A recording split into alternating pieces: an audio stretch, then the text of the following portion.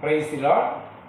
இன்றைய இறை வார்த்தை ரோமேர் அதிகாரம் 9 இறை வார்த்தை 14. மனிதர் விரும்புவதாலோ உழைப்பதாலோ எதுவும் ஆவதில்லை. கடவுள் இரக்கம் காட்டுவதாலேயே எல்லாம் ஆகிறது. ஏன்னா கடவுள் நமக்கு இரக்கம் காட்டினார், அதனால்தான் நமக்கு எல்லாமே ஆகிறது. நம்முடைய பாவங்கள்லாம் மன்னிக்கப்பட்டது. அவருடைய அன்பு ஈடு இணையற்றது. அதேபோல் நாமும் அவரது இரக்கத்தை பெற வேண்டும்.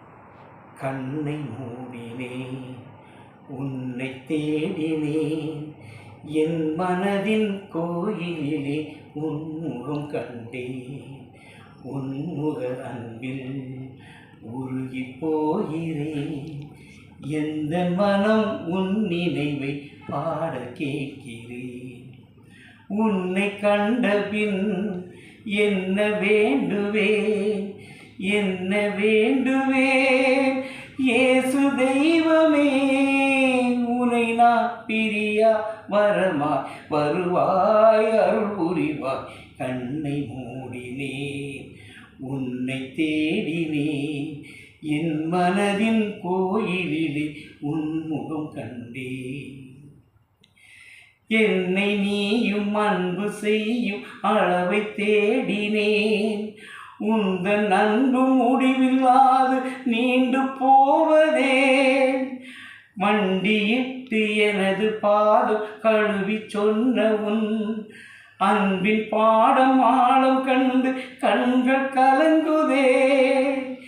இந்த பாடம் விளக்கம் காண சிகரம் ஏறினேன், சிகரத்திலே விரிந்த கரங்கள் விளக்கம் சொல்லுதே. இறைவன் நீதா என நான் மனதால் சரணடைந்தேன், கண்ணை மூடினேன். இதே போல அவரது இரக்கத்தை பெறணும்னா நம்ம என்ன பண்ணணும்? அவரை பற்றி அறியணும். ஒசையா 6வது அதிகாரம் 6வது வசனத்தை சொல்வார், என்னை பற்றி அறியும் அறிவையே நான் விரும்புகிறேன். அதுக்கு அடுத்து சொல்வார் அதே லைனில், நான் இரக்கத்தையே விரும்புகிறேன் பார். ஏன்? அவரை பற்றி அறியும் நான் அறிவை நம்ம எப்போ பெற்றோமோ அப்பொழுதே நாம் பிறரை அன்பு செய்ய ஆரம்பிச்சிருவோம். அதனால தொடர்ந்து இரக்கத்தையே விரும்புகிறேன்னு சொல்கிறார். மத்தேயு 5:7 அது சொல்கிறார், இரக்கமுடையோர் பேறு பெற்றோர், அவர்கள் இரக்கம் காண்பர். அப்போ மனிதன் விரும்புவதாலோ உழைப்பதாலோ எதுவும் கிடைக்காது.